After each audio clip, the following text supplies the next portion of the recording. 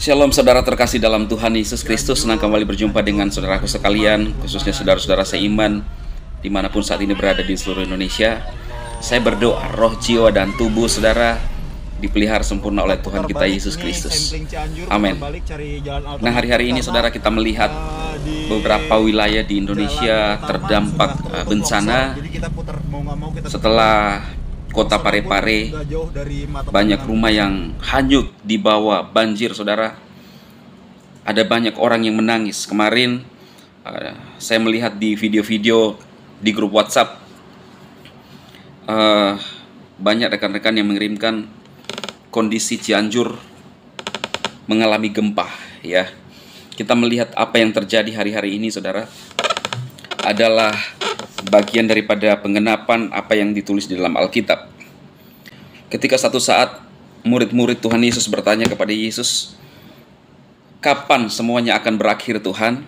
Yesus berkata, kamu akan mendengarkan deru perang di mana-mana, akan terjadi gempa bumi di mana-mana. Itu adalah awal permulaan zaman baru. Dan kita sudah melihat saudara ya, semakin santer kita melihat di media sosial apa yang terjadi. Bahkan Alkitab berkata bahwa saudara akan menyerahkan saudaranya, saling menyerahkan saudara ya. Kita lihat di media sosial juga pengacara saling menyerang satu dengan yang lain. Sepertinya berbeda dari hari-hari sebelumnya saudara. Seperti apa yang kita lihat terjadi hari-hari ini semakin semakin, kalau saya bilang semakin kacau. Bahkan kalau saudara lihat pembunuhan terjadi di mana-mana. Hilang kasih terhadap sesama manusia. Dan Yesus sudah menyampaikan bahwa ini adalah awal penderitaan segalanya. Tetapi belum berakhir, belum kesudahannya.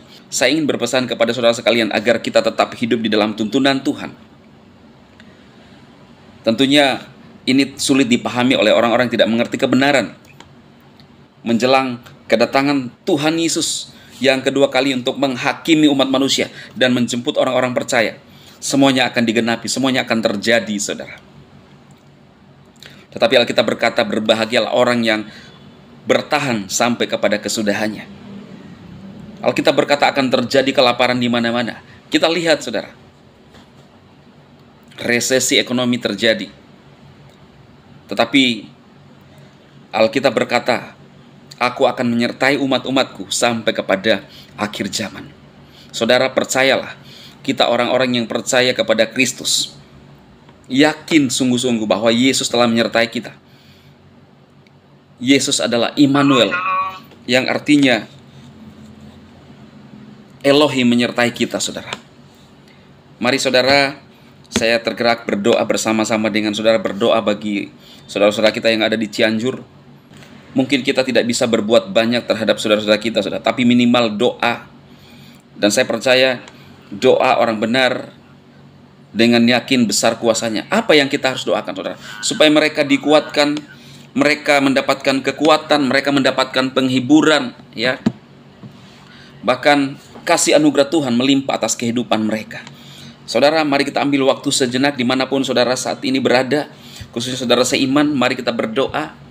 Ya, luangkan waktu untuk berdoa bersama-sama dan kita memberkati Cianjur supaya Tuhan pulihkan bahkan Indonesia secara umum. Mari berdoa.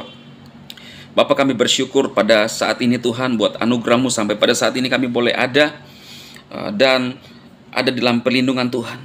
Dan saat ini kami berdoa buat saudara-saudara kami yang ada di Cianjur yang mengalami masalah Tuhan saat ini, terdampak gempa, kehilangan harta benda Tuhan. Mereka hidup dalam tekanan masalah. Kami berdoa supaya Tuhan menolong mereka, Tuhan menjamah mereka, memberikan penghiburan kepada mereka, memberikan kekuatan.